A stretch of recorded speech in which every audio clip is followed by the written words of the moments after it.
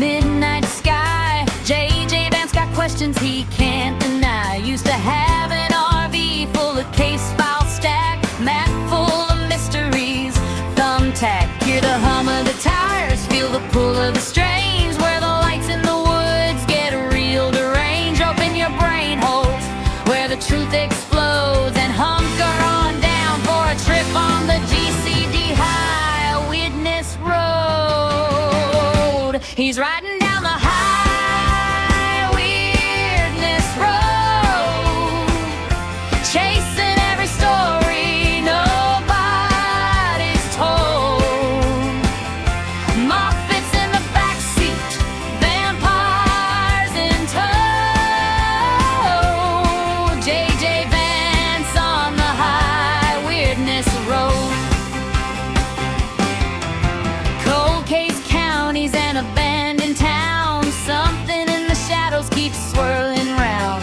CIA bots shouting, who killed Bill Cosby? JJ just laughs and cranks the sound, where the timelines bend and the truth gets loud, and the moon looks wrong behind a wandering cloud. If the vampires strike, well, that's just how it goes. He's riding down the high weirdness road, where impossible things are the stories he's old. From hidden hollers on a foggy night to the America's wasteland, heartland. JJ Vance on the high weirdness road.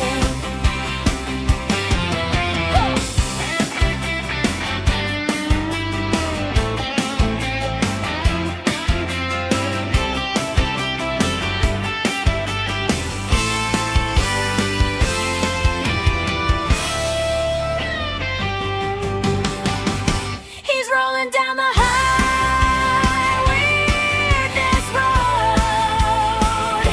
chasing every phantom the archives hold. Truth gets strange, but he won't let go. JJ Vance on the high weirdness road. Yeah, JJ Vance on the high weirdness road.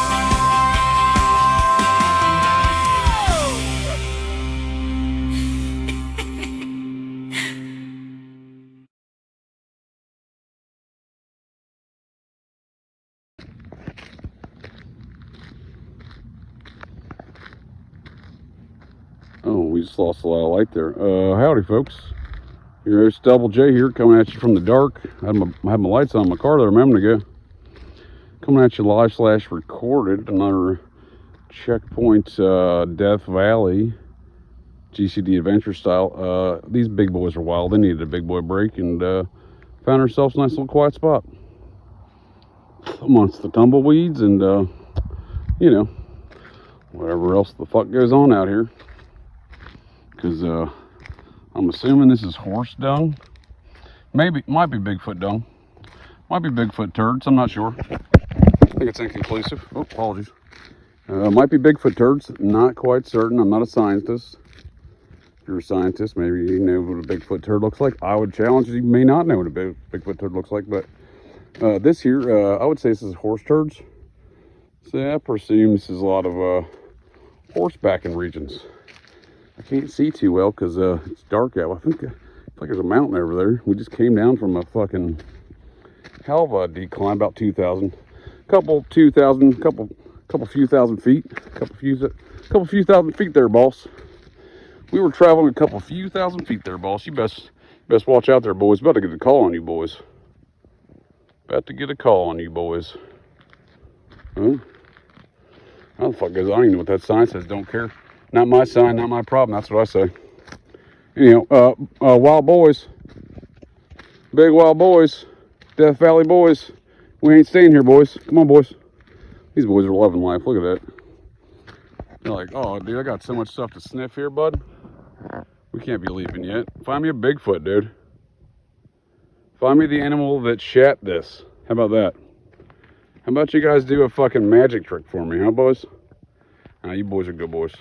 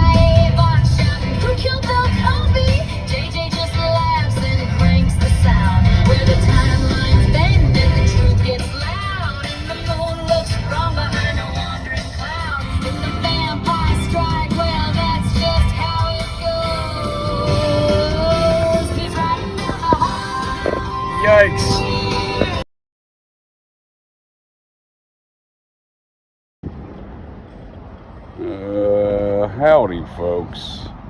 Your host, Double J, back here, staying vigilant, watching the six, ducking for lasers.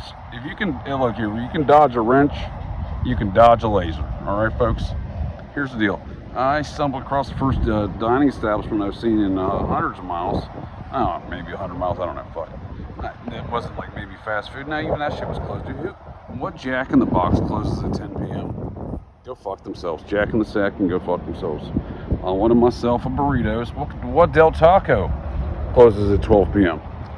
Get the fuck out of here. You know what I'm talking about? You get yourself a nice burrito, some French fries, maybe even a burger. Del Taco's coming at you with a wide variety of options. I'm a great big fat person. Oh wait. Now, at least at heart. I stumbled across Penny's Diner, 24 hours, great reviews. Super sketchy regions. I mean, what's not around these parts anymore, I guess. But,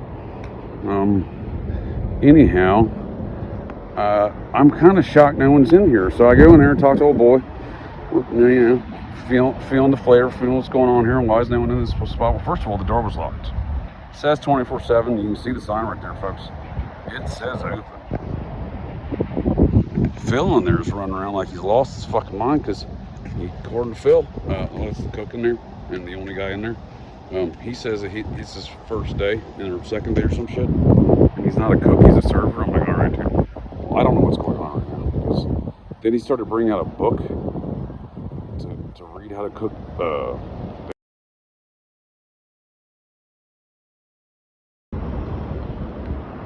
Folks, I think I got shot by lasers of a Kansas cannibalistic Shantyville variety in their electronic warfare.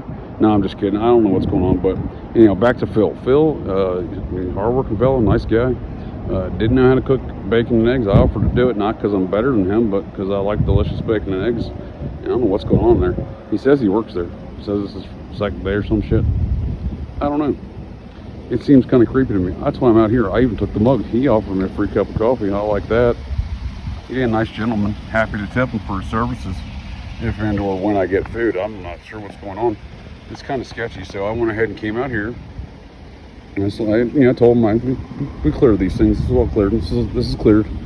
It's not flagrant. It's cleared. I said, Phil, I'm taking this outside. All right? Clear this. It's cleared. I mean, it's a real place. I mean, Penny's Diner, it's on their mug too. Dude, they got a whole A and shit on their fucking grade card or shit. I only got straight B's in school, so they're doing mostly better than me. Look at this glorious pool I found back here at the Travel Lodge. At the Meth Trucker Travel Lodge. A lot of meth truckers out here. I'm pretty sure this is the meth highway of America. The truckers I've passed at this hour are definitely methed up.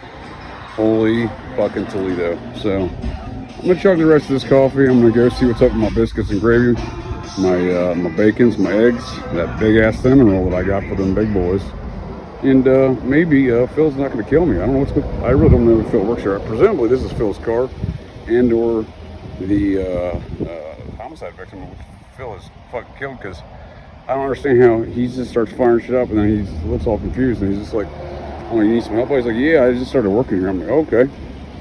He wasn't like formal about it. It was just like after a while of him looking confused and me asking questions, like, all right, buddy. And then he's doing stuff. He's hard at work. He's filling it up. We'll see what the outcome is. I'm still somewhat sketched out by the entire situation, just outside, inside, and all around. The ins, the outs, the what have yous.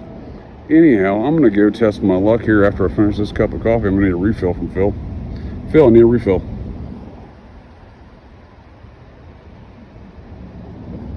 I'm just weirded out how homeboy, 5 minutes into a conversation, is like, oh yeah, I just started working here, man. Oh, I'm not even a cook, I'm just a server. I'm like, all right, dude, well, right then. We'll see how this goes. It sounds about right, For my luck, I'm about to go take a dip in that pool too.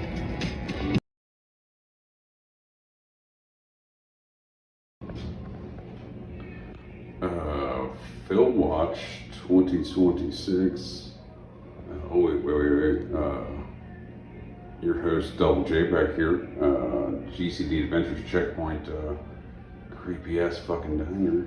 Y'all ever seen that 1987 cinematic masterpiece, Blood Diner?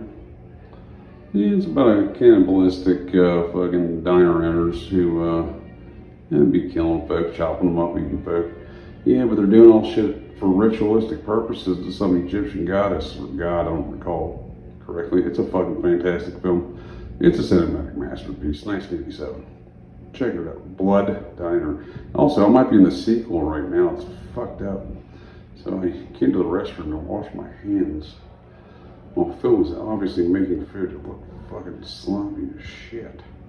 I don't want him to hear me right now because I don't know what he's gonna be outside the fucking door like a butcher knife or some shit, you know what I mean? I'm good, I'm packing. Whatever, dude. Come on, get out of here. Anyhow, my point being is, I did a little walk around. Well, I needed to wash my hands. A little walk around, a little 360 of the interior, a little peek in the kitchen. I don't see any signs of distress, so I have no idea what's going on here. Phil watch biscuits and gravy. Dude, gravy biscuit bowl, dude? Dude, Phil better not ruin my gravy bowl, dude. It's gonna ruin my day.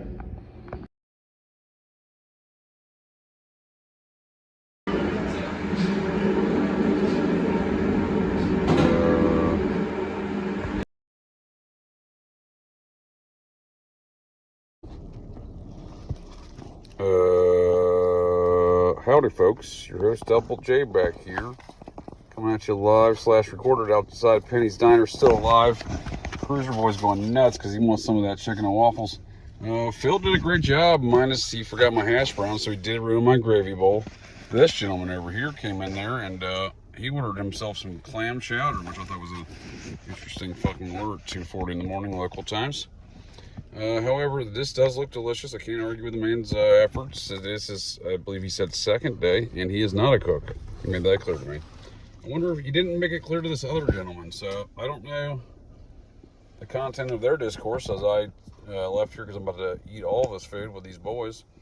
Yeah, you know, he came there and was like, hey, can I get some clam chowder? And Phil wasn't like, oh shit, yeah, I don't even work here, man. He gave, I didn't hear him say that to this guy. I don't know what's going on here. Anyhow, about to be jam these things down my mouth hole, and Cruiser Boy's ready to jam them down his mouth hole. And Abner Boy is too. He's in the back though. He got shot by lasers.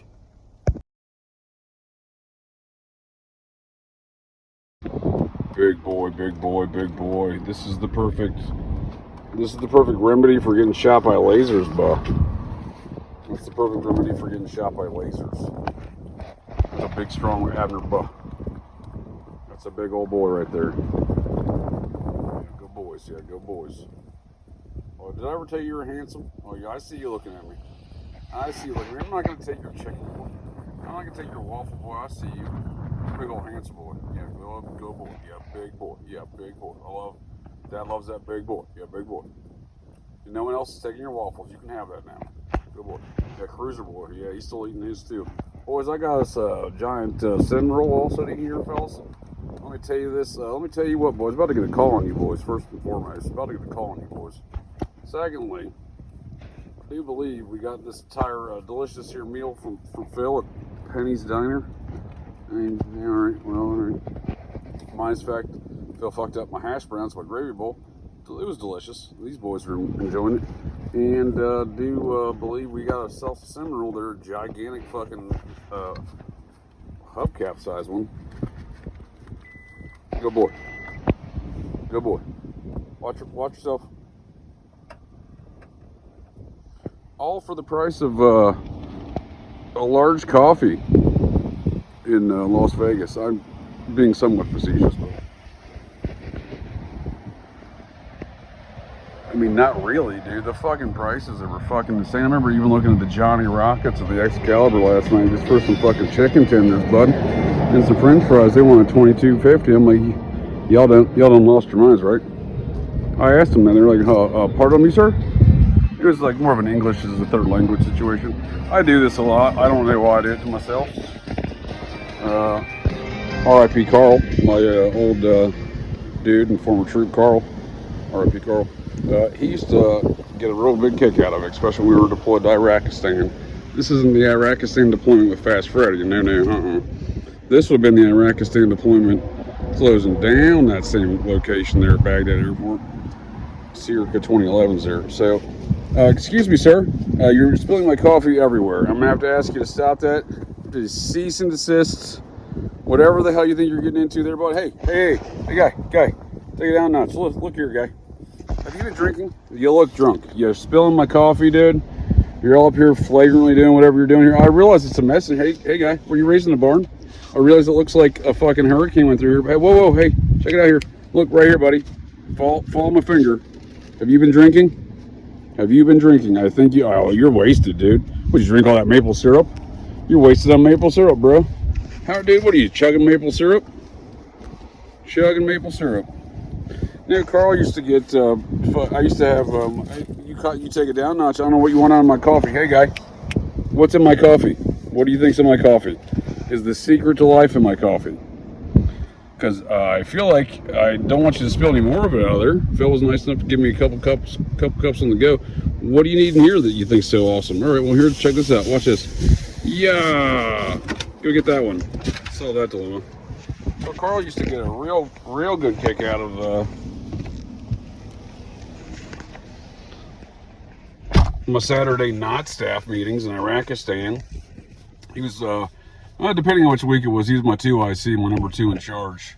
It was either him or the white nationalist. It was a tough call. And Carl was when Carl wanted to work, no one could even fucking produce what Carl just shit. I was like, fuck, dude, I'm impressed, dude. I was like, it takes a lot to impress me, bud. No offense, and not necessarily humble brag, but nonetheless, Carl was a good man. Carl had bitch tits. Sorry, disregard. That's a Fight Club thing. So, he kind of did. I routinely called him fat for like solid 12, 13 years, baker's dozen years. He finally did lose some fucking weight. He used to be a svelte younger man. I saw some pictures of him when I was first supervisor. I'm like, dude, you're fucking fat, bud. You ain't wanted me to sugarcoat it. I ain't sugarcoating shit, buddy. So, that was Carl. We were always, we were making sure we were checking each other's six, staying vigilant, making sure no one gets shot by lasers.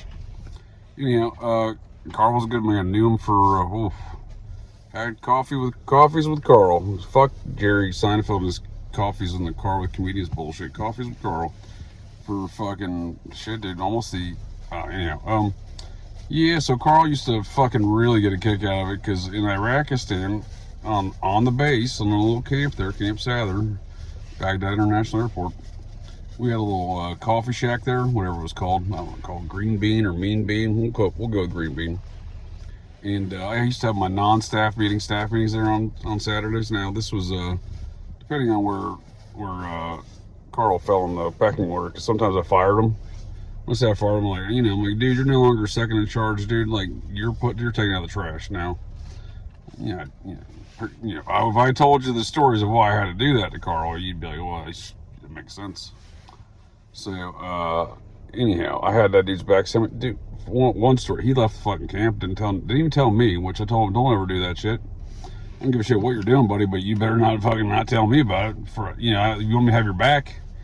I get blindsided by, everyone's looking for Tech Sergeant Kanzara, and I was like, oh, cool, so he's probably looking for himself, and he was he was in charge of my armory, and I was the superintendent of resources there, and there was a large military police unit there in Iraqistan, and if there was accountability issues with old Carl from time to time, he apparently decided he was going to leave camp with the special forces guys from across the street. And I had to talk to him like fucking 5 of them. Hey, look, buddy, just because your friends from across the street want to go shoot fucking terrorists doesn't mean Carl can go shoot fucking terrorists, all right, bud? Because that's what happened. Yeah, so anyhow, speaking of terrorists, dude, what's up, bud? Do you need something, buddy? You think I got the secret to life? You boys all got some full bellies? Big full belly boys? Yeah, I see you, good boys. Anyhow, at the Iraqistan Haji fucking, I don't know, is that racist? You tell me, guys. You tell me, buddy.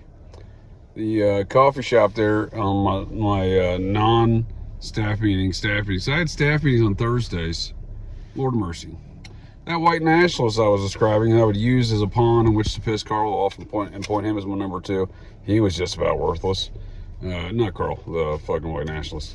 I'm not saying that to be my opinion. He had a fucking giant iron cross across his entire fucking chest. I was like, well, dude, when I first found out about these matters, I said, and that's a separate tale altogether, and revolves around me almost getting shot, putting a bullet on a fucking, well, actually, Carl did that. Carl recovered the bullet, put on a fucking dog tag, that, or drilled a hole in it, put on a dog tag chain for me, and I wore it around because the individual responsible for this assault and attempted murder of my life, I just wanted to flagrantly fucking flaunt in front of him. I didn't give a fuck. Anyhow, my sometimes number two there, my I don't know. We had armory. We had a number of programs. I don't know, probably 14, 15 folks there, depending on who I fired that week. Because it's Carl, fire Carl, and the white nationalist Matt, and we'll call him Matt because that was his name, Matt Hester, because we're not protecting the innocent. I actually had a history of that motherfucker because he was one of my dudes, tweeter. He was one of his troops. So when I was trying to look out for the guy when he was assigned to me over enlist deployment, and it was very difficult at times. Nonetheless, I did use him as a pawn for quite frequently to piss Carl off when Carl pissed me off, and firing Carl and putting this dude number two. Anyhow, because the last thing Carl wanted to do was take orders from a tech sergeant that he outranked, an E6 that he outranked, especially the white nationalist. Anyhow, so. But Carl would get a fucking, well, back to the white nationalists real quick. We had Thursday staff meetings, but that dude lost his fucking biscuits over there, bud. So at one point in time, he literally was, I trained a number of my troops over there, physical fitness styles, including Fat Carl in the gym there, personal training styles. And, get folks motivated, amongst other things, staying healthy and not being fat like Carl was. Carl did great though until he decided he wasn't going to anymore. But physical fitness wise, like I'm saying, he lost. When we first got there, we're deployed for like 10 months, and he probably lost 40 pounds over the first 5 months. And then he's just like, what, guys, I'm gonna call it in for the back nine. Anyhow, Thursday staff meetings would usually around that same 5-month mark. Actually, I think everyone started losing their biscuits. Because that Matt Hester fella started coming in, and again, I had, with one of my closest, one of my dudes, one of my brothers, Tweeter is one of my closest dudes in this entire universe, and this was his troop.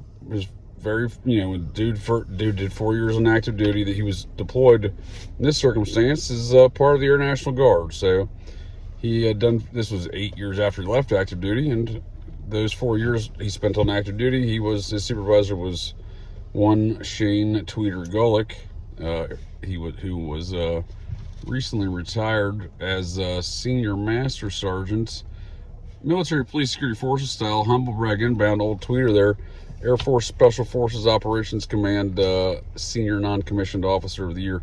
I'm just going to go out and say a number of my fellow garbage can duty constituents all have retained those titles of senior non-commissioned officers of the year and or otherwise, except for myself, because I don't fucking play politics. I can go eat a dick and go here eat at Penny's Diner. Anyhow, I'm getting off on some crazy ass tangents here, but my point here being was Thursdays I had to look out for Matt Hester. I thought, doing what's right for Tweeters and his old troop, because he had a weird connection. Tweeter was in between wife number 2 and wife number 3 during the 4-year stint in which he was Matt Hester's supervisor at Langley Air Force Base in Virginia Beach. And I had met the kid back then, didn't care much for him. Met him years later as an adult, didn't care much for him. Didn't know he was a white nationalist yet. Not until I got that bullet almost lodged in my brainstem there in my brain holes. And Carl put that on my fucking dog, recovered the fucking bullet. One of the bullets, it was like 3 or 4 of them, according to the report. But he recovered one of them and fucking but the thing I was wearing around, because again, I knew what motherfucker was responsible for that. And so Matt Hester's like, oh cool, you're walking around camp without your fucking shirt on? I'm gonna do that too. I'm like, all right, buddy. Seemed to have obviously opened up Pandora's box. I was doing it to talk shit and flagrantly flaunt, and I didn't give a fuck, to our operations officer, whom I did not report to, whom tried to fucking kill me on more than one occasion. He hired the fucking Ugandan security guards that time, because the round in which I still have in my possession today was not a NATO 7.62 round. It was, in fact, a Ugandan fucking round. And Dum the fucking operations officer, Major Reynolds, apparently didn't think I fucking would even have the slightest inclination to even fucking know that, because well, I don't know why. I ran the armory. So, you know, that guy's a fucking moron. Hey, remember that time they invaded everyone's rights in Boston? After the Boston bombing, they were just going through Watertown and other areas of Boston, just fucking knocking on folks' doors, just entering their homes at fucking will and telling folks to get out of their homes and shit. Yeah, well, the military police officer that was installed in those matters, and what I would just say is a violation of policy comitatus. One fucking dickface Reynolds. Anyhow, same guy. Anyway, Uganda around, and Hester's like, I gotta not wear my shirt. I'm like, all right, buddy, let's take it down a notch. And that's when I found out he's walking around fucking camp with a giant iron cross tattoo. I'm like, whoa, bud. First of all, I've gotten no fewer than 17 emails about you this afternoon, simply because everyone now knows you're a fucking Nazi. He's like, yeah, you think everybody knows something. Do I think everybody noticed, dude? You walked around camp without a fucking shirt on. With a giant iron cross, obvious. The only thing more obvious you're Nazi is a fucking swastika, bud. Right in your face or something, like Edward Norton from fucking, whatever, dude. American History X. Get out of here. I almost forgot that film. Get out of your face. I'm talking myself. Anyway, my point there being is, as a result of this Nazi fucking maniac, who I thought I had I took care of all my troops on that fucking deployment. That's why I was there. I got put in there to take a bunch of fucking Air National Guard fucking troops, who most of which had never seen an ounce of active duty, not the least of which is deployment, even the fucking NCOs, to fucking ensure they didn't die in their involuntary fucking mobilization to Iraqistan. So the Secretary of Defense was like, hey, got a great idea. Let's take a bunch of college students that, young folks that signed up for the Air National Guard for purposes of getting that college monies, right, in large part. Let's pull them out of class and hey, let's send them to a war zone. They're prepared, right? And I fought that shit from DC. That's how I put my foot in my big fucking mouth there and found myself in Iraqistan again, because I fought that shit from the top down and the bottom up, and probably fucking sideways. It was a dumb fucking idea, and it was a bad idea from the bottom of the bad idea jar. But nonetheless, Thursday's actual staff meetings, which were typically brief, largely as a result of I don't like fucking meetings, but even more so as a result of halfway through the deployment, Hester starts, Matt Hester, the nationalist there, white nationalist, starts coming into my fucking staff meetings on Thursday morning with the entire resources and fucking training section of our fucking unit, all the NCOs and shit. And there's 7 or 8 of us in the fucking meeting, out of the fucking 17 or 18 people in my entire fucking section, right, in my resources section. Dude comes in fucking with his gun out, dude. So we're all carrying, most of us have like shoulder holsters and shit, because we're all fucking office jockeys. We're coming in and out of doing, when I say office jockeys, we were doing so much, we're running supply, we're doing all sorts of shit. We're the Mr. Fix-Its. You call us, you need something fixed, we'll tell you to go fuck yourself, we might fix it later. That's why I call myself Jack of all trades, master of none. In fact, Carl's the one who fucking bestowed that fucking title upon myself. He was also a jokeman, Jack of all trades and master of none. I sure master of absolutely none. That motherfucker's too lazy to master anything. R.I.P. Carl, great dude. Anyhow, Thursdays, Matt Hester would come into my staff meetings with his fucking gun out. Again, we're all carrying, and it's supposed to be fucking loaded, technically speaking. You're supposed to have it on high. You're in a fucking war zone. It's supposed to be holstered, though, right? We have them in shoulder holsters, whatever. He comes in, dude, just waltzes in fucking late, dude. And I already had some issues with the guy. Like I said, I was training him in the gym. I knew he was having personal issues, missing his wife and kid. I was trying to help the guy out. I wasn't trying to jam him up ever. And this dude was just so much fucking problems for me. But yeah, he comes in there with this fucking guy. I almost shot the dude right there. I was so, like, I told Carl and other folks later, I'm like, you have no clue how close I was to shooting Hester. I was so close to shooting Hester, because, well, all them bastards are not in compliance with having their magazines and their pistols or anything else, as I find out later. I said, Carl, where's your shit on, bud? He's like, oh, it's in my fucking hip. I'm like, you got your magazine there? He said, oh shit, I forgot. I'm like, of course you did. So what you're saying is, if Hester was to shoot at you and then you were to fucking try to return fire, you would just come up empty, huh? Well, that's Carl for you, shooting blanks. Anyhow, not in real life. His son was a West Point fucking academy dude with went to special forces. Very bright dude. Kind of had some issues. Combat related issues. So anyhow, I got injured, blew out his back. I can reciprocate. Yeah, much younger than myself. But anyhow, Carl, if you want to, I like to judge folks by the product that they produces. I don't think that makes any sense. His son, fucking one of the sharpest young men I've ever met in my entire life. Colin Kanzara, full-time fucking badass motherfucker. I've known the dude since, I don't know, almost 20 years. Feel bad for the man. Anyhow, RP Carl. RP Carl. But anyway, so Hester would be coming in there, and Carl didn't have shit together, and no one else did. So, I almost shot him right there. I told these fellas later. And I said, he's already a mental case. The chief wanted to fucking send him back to America. So I said, Chief, I got him, bud. He was a problem for everyone had a real problem with Hester, right? And I made sure he was taken care of like fucking everybody else. But anyhow, I almost killed that man that day. And therefore, after that Thursday staff meeting of not my non-staff meeting, staff meetings, he came in every Thursday. Oh, so disregard, I apologize. So I pull out my gun, obviously, because again, I was going to shoot him immediately. And I just kind of pulled it up, just slipped it out of my fucking shoulder holster, and it was just kind of holding there on my lap. So I was sitting in my chairs. And everyone's kind of sitting in a fucking circle there with some chairs and shit in the fucking warehouse. In the bay of the warehouse, this jackass comes out from his little hallway office thing that he had. And, because he was a fucking, curmudgeon about everything. And he's like, can I have the back office? I'm like, dude, I don't give a fuck what you do as long as you don't cause any fucking problems. Fuck what office you have, you fucking Nancy.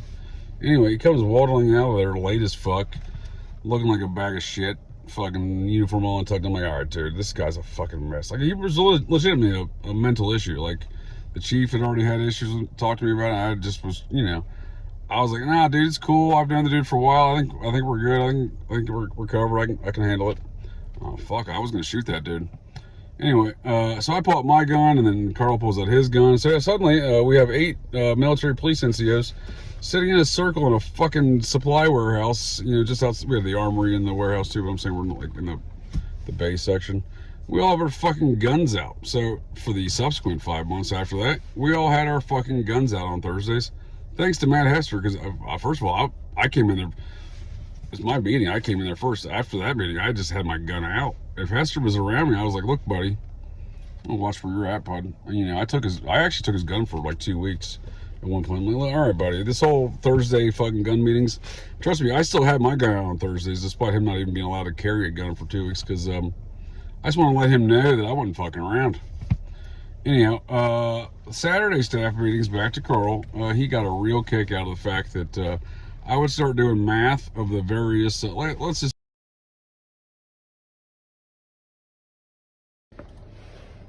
howdy folks, Double J back here, still at Penny's Diner. Long story short, very verbose tales there of tangents and whatnot. GCD Adventures checkpoint, fucking full bellies here, all secure. Anyhow, Carl will get a great big old kick out of it throughout the many years since. This is fucking 15 years ago. Carl just died, so the subsequent 15 years. Got a real big kick out because we used to always get coffee, coffee with Carl. The Saturday coffees, I would start negotiating with these gentlemen because it's a bunch of Hajis, running the shop, and it's an American, someone I didn't, it wasn't a Haji owned operation. And I'm like, hey bud, if I order a large or an extra large fucking, latte, dude, and you're gonna give me fucking 3 shots or 4 shots or 3 shots. But if I order it with adding the shots, somehow it's cheaper, dude. What's up with your menu? How am I ordering shit on the side and it's cheaper a la carte than it is regular style? And he's like, oh, no. Oh, I see. Oh, ha, ha, ha, ha. Ah, coffee. These are the responses I would get. And every Saturday I would fucking torment myself by still going through these matters, even though I would just order it in the manner I would want to order it and do so in the manner in which it was not asinine. But, I still had to address these factions. I just addressed these factors in my life, and Carl would fucking love that shit. You know what I mean? Here's one thing I didn't love. Any of those fucking assholes. I love all those dudes, but, well, minus the white nationalists. I got It's an off spot for the idiot, but he's a fucking Nazi, and I got no time for Nazis. I've never talked to him since the deployment. I literally shook his hand when we got back to America. I said, I don't want to talk to you, bud. Good riddance. Bye. I said, wish you luck in life. Good luck to your wife. Good luck to your daughter. Hopefully they can fucking, I might want to say, hopefully he dies. I'm saying, hopefully they can find some, fucking good people. I want to. We had some words, because again, dude did some flagrant shit, and I just wanted to let him know that I didn't want to fucking talk to him again, but I want to make sure, I hope he does well in life. That makes sense. Again, he's sort of the younger brother to my brother. I don't want to have to, I want to do a lot more shit, but, I got to respect my dude Tweeter, so in that regard, he's also a Nazi. I mean, he's not really a full-blown Nazi, he's just a fucking idiot. He's from Bartlett, Tennessee. Here's a fucking fun Tweeter fun fact. This is the white nationalist boss, so the reason why I had to fucking even give a shit about the kid at all. And the former senior non-commissioned officer of the year there in Air Force Special Forces Command. Back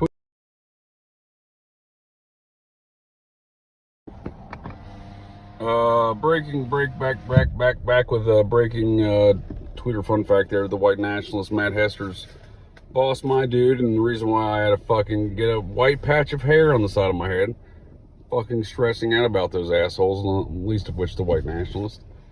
Anyhow, Tweeter grew up with Justin Timberlake, and I didn't believe him when I first met the dude. And first of all, he told me, hey, my name's Shane, but everyone just calls me Tweeter. I'm like, all right, buddy, I'm going to call you Shane. How about that? Tweeter like Varsity Blues Tweeter. I'm like, all right, buddy, it's aggressive, all right. He's an interesting character. One of my closest dudes in the entire universe. He's, went overseas a decade or so ago, and I ain't really seen him since. His son's the same age as mine, and, they were pretty tight, too. We used to do little, holidays together with the Golics. They're a nice family. They're like 5 deep now, but anyhow. He's fourth wife, at least he's stuck with this one. Ice Pick's her name. Great gal. Former reformed felon. She did time, I think, for stabbing a bitch, and then Ice Pick was her prison name. I met her when she first got out, and when she started dating Tweeter. She called Tweeter when she got out, because apparently she was Tweeter's. She was living in Virginia. This is the mess of not only myself, but some of my garbage can dudes. Tweeter's living in Virginia Beach again. He's this is at the same very same damn time. He's Matt Hester's supervisor, the white nationalist. So I guess it was between wives 3 and 4 then that he was hanging out with Hester all the time, because then that's when he links up with Ice Pick, and she calls him up there. She's like, oh, I'm living in Virginia Beach or whatever. I got out of prison, and I'm literally over at dude's apartment when this goes down. And after a long night drinking or whatnot, the white nationalist wasn't there. I wouldn't fucking have any part of that fucking kid hanging out when I came to town. Occasionally he'd pop in and we'd hang out for 5 minutes. I'm like, all right, dude, let's ditch this fucking kid. And then years later, again, not a favorable opinion of the guy, even less favorable. Anyhow, my point there being is, yeah, dude, Ice Pick calls Tweeter. She's like, hey, this is his wife. They've been married now for, again, I think about 15 years or so now. And what year is this? Yeah, that sounds right. They hooked up at least around 15 years ago. She's like, oh, hey, I'm living in Virginia Beach. I heard you're living in Virginia Beach. And I'm like, what's going on, dude? Someone calling you up and said you're living in Virginia Beach? He's like, yeah, dude. It's my younger brother's babysitter. And he's got the fucking hand over the phone like a dumb shit, saying I took her virginity when I came home on leave from basic training when she was 16. I'm like, dude, make sure none of this is recorded. You fucking dum-dum. So, yeah, apparently he took Ice Pick's fucking, nice gal, Kristen's her name. We get along fine. She threatened to stab me the first time I met her, within a couple days. I'm like, look, bitch, we're not stabbing no one around here, all right? We're not living by prison rules. She had prison tattoos and shit. Like, it was legit. I was like, you're fucking a little rough on the edges here, gal. We're gonna need to take it down a notch. Great gal. Got along ever since. She just needed to get put in her place. She ain't gonna be threatening me about no stabbings. Dude, I've been talking about stabbings. I had a dude try to stab me where my fucking skin is a human coat. I mean, it happened later, but, whatever. Time's irrelevant. Anyway, my point here all being is, Yeah, dude. So Tweeter, when I first met the dude, wild character, says to call me Tweeter. I'm like, all right, whatever, dude. So yeah, I grew up with Justin Timberlake. We were in the same, same crew of friends. I'm like, yeah, dude, fuck you. All right, whatever. Everyone in the military has stupid fucking stories, right? And yeah, he shows me a picture. This isn't basic training. We're at our first assignment. We were assigned multiple bases together, but I met him in Montana, but that's a whole different tale. But we initially had this weird Mexican standoff for about a year. Everyone's like, oh, you got to go hang out with JJ. Oh, you got to go hang out with Tweeter. And like, neither one of us wanted to meet each other. And anyhow, my point there being is when I finally did, I'm like, all right, buddy, let's take it down a notch. Justin Timberlake, who gives a fuck, first of all. Second of all, Instinct's gay. And third of all, what are we talking about this for? And I'm just scanning this situation for, staying vigilant, watching my six, keeping an eye out there, folks. Anyhow, let me close this up, hit the road here. I got my full bellies here, and these boys are finally sleeping. So, dude shows me some fucking pictures, and they're all dressed like, this is 19. Well, this has been 2000 when this is going down. So, I don't know. These pictures are probably from like 95 or 96 or whatever. Tweeter's a couple years older than me, and far more wives than I've ever had or planned to have. At least he's got 5 boys now with ice pick, and they're a fucking good. Solid people. I don't say this about a lot of folks in life. I don't try to disrespect folks, but I'm often impressed by those folks, especially the way, again, this bitch threatened to stab me. Now she's a, stay-at-home mother of five young boys that are doing very well in life. I'm like, all right, well, redemption is a thing. There you go. So my point here being redemption of Carl and all these other assholes who caused me to fucking stress the shit out and nearly fucking kill every damn one of them, especially Hester when he came in there with a fucking gun looking like looked like fucking homeboy from Full Metal Jacket. I mean, I was ready to fucking shoot that dude right fucking. I told him that amongst other things when we came back to America. I'm like, dude, I was ready to fucking kill you right there. He looked kind of shocked because he thought he could get away with anything with me, because of Tweeter. Anyway, Tweeter shows me these pictures. It's mid-90s. They're dressed like Doug and Steve Butabi from fucking Ninth Roxbury, the bit that Timberlake later does with fucking Andy Samberg looking on with the chains and the sweaters and shit. Yeah, Timberlake actually used to dress like that. I know for a fact because I seen the pictures with his pal Tweeter, and I used to call Tweeter for years from our assignments in Montana, Korea, on through his time at Langley, on through my time in DC for decades. Every time we went out drinking or everything, I would say, "Oh, dude, what's up? We're going Night at the Roxbury style. You're doing Steve Butabi. I'm doing Doug Butabi. And he dressed like that for years. I had to fucking really make fun of the dude for a number of years before he quit. In Korea, I wouldn't hang out with the dude for a while. He was my dorm roommate for a while there in Korea, and I was like, look, dude, no offense, I just don't want to hang out with you, dude. Not ever gonna dress like that, bud. Not ever doing Night at the Roxbury night, fella. I mean, I'll pregame with you, dude. We can hang out. I don't want to go anywhere near you, bud. To be quite honest with you, just for my reputation. No, I wasn't really being too serious or trying to be a dick. I just wanted this dude to stop dressing like that, to be quite honest with you. And if you don't have a friend like that to really put your foot down, and on a circumstance such as insisting on dressing like the fucking characters Will Ferrell and Chris Kattan from Night at the Roxbury, well, I don't think you have a good friend then, because I would expect my friends to do that. If I was dressing like that. In fact, I've had some of my dudes be like, oh, dude, you wearing that shirt like all the fucking time. I've had some of my dudes like, steal my shirt. In fact, my dude Sammy D down here in Los Angeles, the city of angels, former Air Force security forces dude. He is now a robotics engineer, does pretty well for himself. Although he used to work in an establishment that shared a wall with a pornography production company. That was it was a weird biomedicine company startup that was the competitor to Theranos. Because I remember when that crazy bitch Elizabeth Short, no, that's the Black Dahlia. Elizabeth Smart, no, that's the Mormon kidnap victim. Elizabeth Cunt, there we go. I couldn't pronounce it at first. Her father was an executive Enron. Wonder how she would learn how to evaporate $9 billion overnight. There at Theranos. Anyway, Sammy D was the robotic engineer for Theranos' competitor. And he kept quitting over numerous years. They just kept throwing more money at him, startup style, fucking venture capitalist bullshit. to come back because they're like, because they're like, our competitors making their machine work. Why can't you make our machine work? And Sam's always just like, you guys are fucking retarded, dude. You can't make these things work. That's never gonna happen. He says there's no way they're making it happen, and he was right. Theranos was a big fraud. You know what else is a big fraud? Basically all of America these days, but I'll tell you what's not a big fraud. Phil's service, he gave me a couple coffees to go. We got that giant fucking biscuit thing, not biscuits. Something to share with the boys for later there. Boys are all fed up, and I'm all fed up. They're all filled up, I'm all filled up. Phil's all filled up, he ain't got no one here. I'm not even, again, ain't no one else come here. I just want to point that out, as long as I'm sitting here.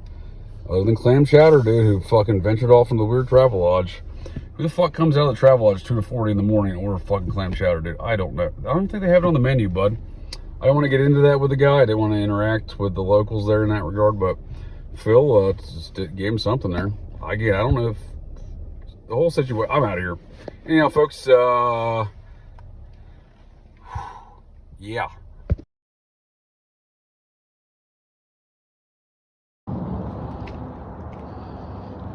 Howdy, folks.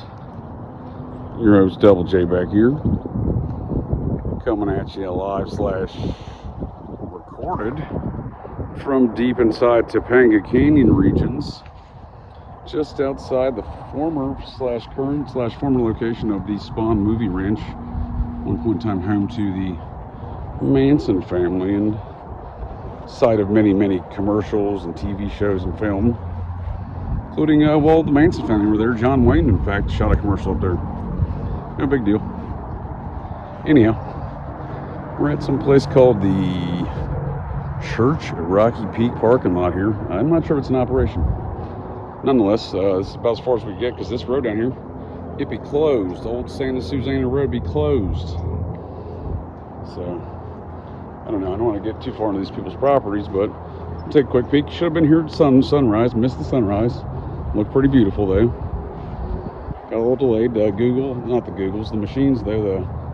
The Apple Map sent us through some swanky neighborhood up the street. Says the only way to get here. I'm like, get the fuck out of here, machines. Yeah, beautiful fucking country. It's super swanky and bougie up these parts. Hard to believe it wasn't then. It's just as bougie. I don't know what park this is. I want to get there though. Whenever that is. I think that's Spahn Movie Ranch. It's been about 10 years since I walked there, and I ain't hiking nowhere with a little tripod here. Not in his conditions. This guy could probably do it, but hell, I don't know if I can do it in my condition. Shit. Disabled old Muppet. Anyhow, folks up in the webs. Checkpoint Los Angeles, the city of angels. Reconnecting with some of my kinfolk, old Charles Manson. We're Maynard McCoys from Pikeville, Kentucky. Me and old Chuck. I'm actually a doubled Maynard McCoy thanks to some good old-fashioned Appalachian inbreeding. This guy knows what I'm talking about, don't you, Admiral Boy? I'm just kidding. Yeah, because my Appalachian family tree is better described as an Appalachian family pole, as it lacks the requisite branches, which to be described as a tree. Yes, I am indeed, folks of the interwebs, utterly shocked I don't have web feet, recessed chin line, and a sub 70 IQ. This guy definitely knows what I'm talking about. This beautiful country up here, gorgeous day. 72 degrees here in sunny and warm Los Angeles. So this place, though, these mega churches, it's weird. We got a evangelical mega church that sits literally a stone's throw away from Spahn Movie Ranch. That actually might be Iverson Movie Ranch. There's two movie ranches over here. One I think is still in operation. I think that's Iverson. Anyhow, I'll look at that later. Put some notes in here, perhaps. But me and these boys have had a long trek. These are big traveling boys, though. Big traveling boys. Hey, wild boy. Anyhow, I see one car here. That's it, and a Ryder truck out back. I'm not trying to get involved in their business. Just want to use their parking lot. I was glad they didn't have like a school or something in session. So these boys are stretching their legs, or three of his legs at least, and getting some waters. Gotta hydrate and stay vigilant, folks. Watch your six. You never know where you might run into shanty cannibals and lasers. And Lord of mercy, if someone were to give those shanties fucking lasers, we all better watch out. Spahn Movie Ranch. Blue, that's actually a pine tree. Get a better view back over here. Yeah. Better not focus on it too much if my excuse is to stretch. I'm like, hey buddy, well then why the fuck are you staring at the Spahn Movie Ranch site, bud? Why is this road closed? It looks like a fucking fine road. Whomever owns that property must just not let people back there now. And I hiked in from the other side. This is my attempt to come in from the opposite angles. And you can get a little bit closer to it by your vehicles. Nonetheless, you still can't access it directly. So weird, fucking weird, man. What do you boys say? What do you boys say, huh, boys? You boys are them good boys. Oh, them some handsome boys. Them are my handsome boys. Sun times and fun times, huh, boys? You are big traveling boys. No, we're gonna chase a bird now, apparently. What a maniac! Look at this maniac. This is what I'm saying. He's not the brightest, not the sharpest knife in the drawer, so to speak. Come on, boys. Nope.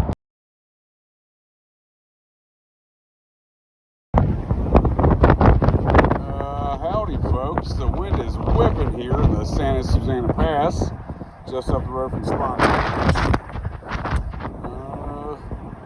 Yeah, I'm going to do a voiceover on this one. This ain't going to work. Well, it's pretty fucking country. The boys couldn't make it. They're just right over there by that sign right there. Boom. I let the air go on for them. They got water. They got air. They're happy boys. This is a cool perched up spot though. They got some trail systems over there. Oh, look, what's that? And then I guess that's Simi Valley. I've never seen it before, but I'll go look at it. I'll go see me. And then that's, of course, is the highways.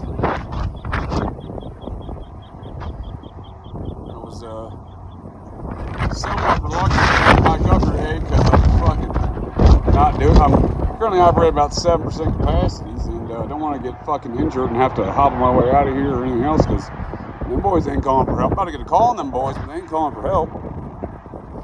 And of course, I'm a mountain man, so I must come up here and do mountain stuff. I wanted to come burn one of these up here. On a quick tour here on an Operation GCD Adventures Checkpoint Simi Valleys / Spahn Ranch. All Simi Valleys. That's what that sign over there says. You can't really read it too well here. I gotta get a better fucking. I'm gonna be doing some cameras here, folks. I gotta get better camera stuff. So I'll work on that. I do like camera stuff. This is beautiful country. LA's a fucking shithole. It's a real bit of inequity, but this sure is beautiful country up here. All right. And there's that region I was just at moments ago. Well, obviously, there's a structure there of some regard on. Maybe some sort of utility structure. It's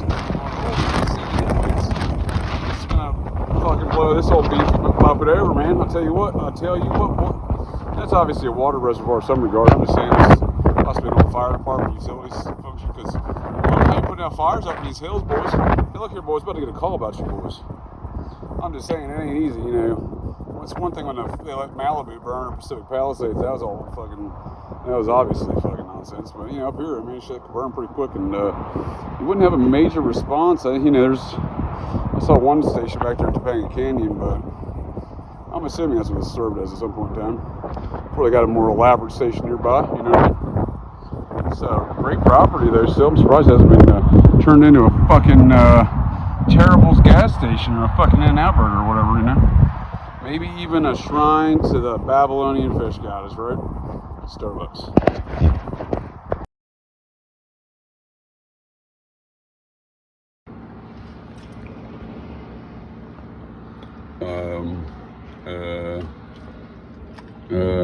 Howdy, folks. Here's Double J back here coming at you live / recorded at about 1.5%. These two boys. I'm about to get a call on you two boys. You boys been drinking? You look drunk. You been drinking? I'm about to get a call on you boys. We're enjoying some Mexican donut stuff. Mexican donut stuff for you. And Mexican donut stuff for you. Right in your face hole.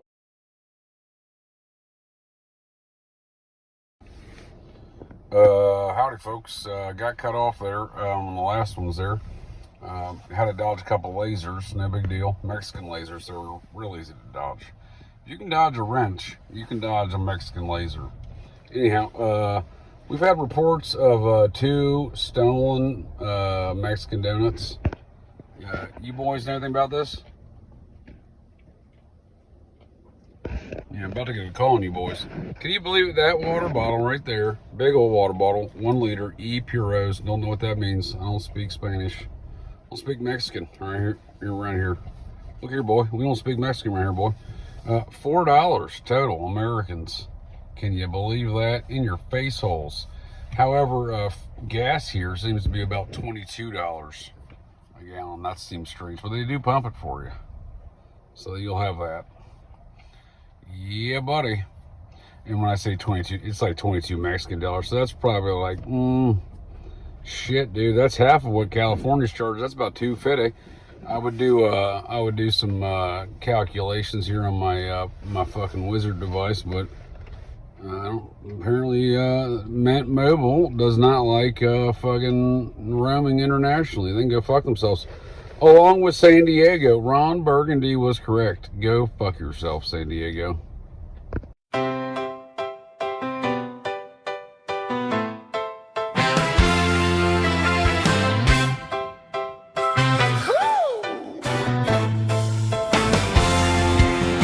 Hit the blacktop, midnight sky. JJ Vance got questions he can't deny. Used to have